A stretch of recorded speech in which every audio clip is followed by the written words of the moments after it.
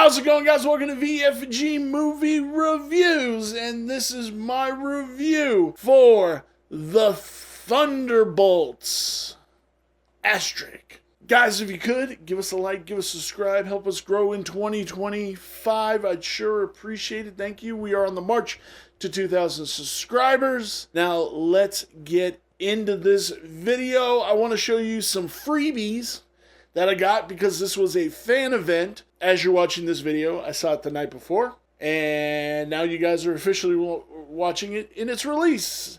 And here is the fan events. You got this cool, the asterisk keychain, and it says Thunderbolts, filmed for IMAX. Got this Thunderbolts comic, which is pretty much, it tells a little bit of the story, but it is basically files on the Thunderbolts, or Allegra's, Val's cleanup team. And I haven't been buying popcorn buckets that much, but I picked up the premium bucket right here. It's got the Thunderbolts logo on it. It is a sipper, and that I am going to do a video on this because I'm kind of annoyed by something, but we'll get to that in a second. Now, let's get into this review. Just wanted to show off some cool freebies because you know I'm a collector. Marvel, I will agree that some Marvel projects have not been up to snuff.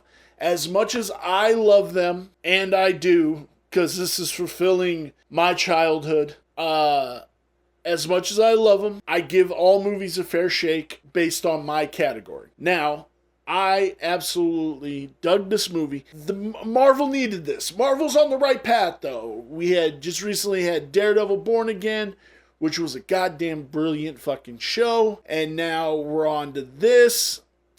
Brave New World was fun. Like, we're getting it back, baby. And this has some great, very fun mid and post-credit scene, which we'll get to in a bit. But all the characters are fun in this. Florence Pugh playing Elena, Sebastian Stan playing Bucky, Lewis Pullman playing Sentry, Wyatt Russell, U.S. Agent, John Walker, David Harbour playing my favorite character of all time, Alexei Shostakov, the Red Guardian. I fucking love that man. I actually think I might have to cosplay as him. I found a website. I might have to buy the costume.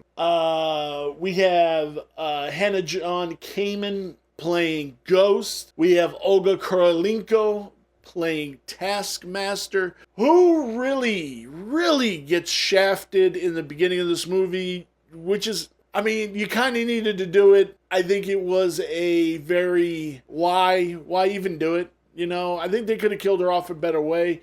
I think Serenity, not Serenity, I don't know why I keep calling him that, Sentry, could have like ripped her in twain or some fucking shit like that. Some fucking hardcore shit like that.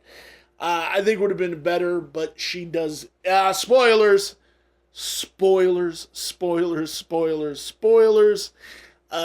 does get one right to the dome. Ghosts airs her out, and so this is a story of dealing with your trauma, but done in a great way that wouldn't put off people, and how it's okay to have people to have your back and to find your purpose in life. I think that's what makes a great film, is the unlikely rising to the top. And when you are put up against a guy who is a god, basically, and you have to rise to the occasion to help, and that's what the Thunderbolts do.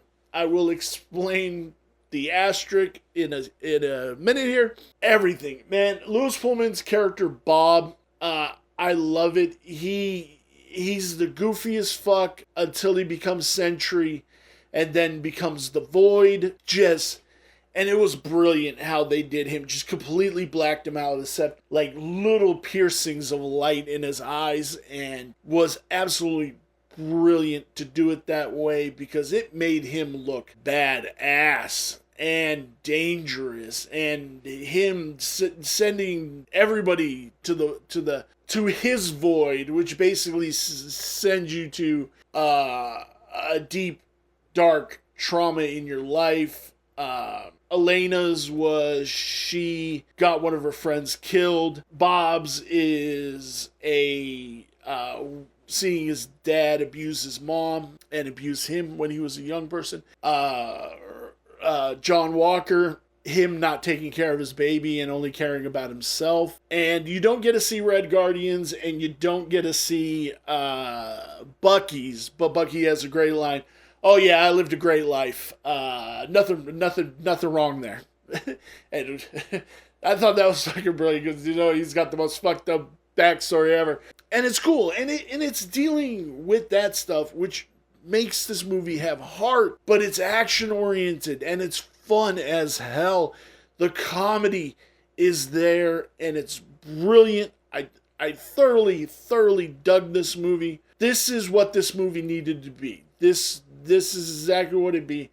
So they reveal what the asterisks mean at the end. Not Allegra. That's her middle name. Val crowns them the new Avengers, which is kind of cool. So we got our new Avengers team, we think. And in the mid-credit scene, it is Red Guardian, and when the movie cuts before we get to the mid-credit scene, they show a bunch of news articles, magazines, everything, basically telling them this is a bullshit team. They are not the Avengers in any shape or form. They suck. We don't need them. Then it goes to Alexei in an aisle with the Wheaties box with all of them on it, and he's trying to con this girl into buying one of the Wheaties boxes, but he's kind of creeping her out. Again, David Harbour is fucking brilliant. He's so fucking funny. I love him. He's so goddamn funny. He's so damn funny. Now we cut to the post-credit scene, which is spoiled if you watch the credits. You kind of get a nod to what's about to happen. So we are in the Avengers Tower, which is the new which is the Watchtower. We find out that Val bought it, and she was changing it into Serenity's Sentry's Tower, the Watchtower. But now it's the home of the new Avengers, and they're basically arguing. Sam Wilson is suing them for the name, for copyright infringement on the name The Avengers, and Elena's like, hey, Bucky, didn't you go have a conversation with him? He did. He's like, it didn't go too well. But they're all arguing, and Alexei comes up with the new Avengers with a Z. No copyright. And Elena's like, no, we're not doing that. And they all start arguing about dumb shit. And she turns to Bucky and she's like, this is why we are the Avengers with a Z. She talks about that there is stuff happening in space that they're not being told about. And she pulls it up, and an interdimensional has entered into Earth's atmosphere. They pull it up on camera. You see the ship coming towards Earth, and as it turns, we get the Fantastic Four logo. And Michael Giacchino's build for the score builds up. Now, I want to say, this doesn't necessarily mean what happens at the end. Fantastic Four is that their world explodes. That doesn't technically mean that, because as I found out, and I am taking this straight from New Rockstars, that the Russo brothers shot that scene. The whole post-credit scene is shot by the Russos. The last time they did that, it was an actual scene in their movie. So this scene is probably going to be in Avengers Doomsday. So we don't know what happens at the end of Fantastic Four. This movie's amazing. And it says, at the end, the new Avengers and Bob will return. Which we know they are definitely in Doomsday. But overall, this movie is exactly what it needed to be. Marvel, I definitely think, is very back on track. Again, I'm not a Marvel apologist. If something sucks. And I will always point out something that doesn't work. But this movie worked. Daredevil Born Again worked. They are on the right track, and I hope they get there. And I hope they get to my goddamn Blade movie, because if I don't get a Mahershala Ali as Blade in live action, I'm going to jump off a building. I swear to Criminy, and I'm just kidding. Just kidding. Guys, where does this lie on my 5-star review scale? The story is a 4. The cinematography is a 3. The characters are a 4.5. The design is a 3.5, which brings our total to 3.75. Guys, let me know down below. Are you going to see Thunderbolts? Are you excited about it? Who's your favorite Thunderbolt? Elena and Alexei are my favorite Thunderbolts, but I do love some U.S. Agent. Give us that like, give us a subscribe, help us grow in 2025. Thank you guys so very much, and I will see you in my next review. Bye.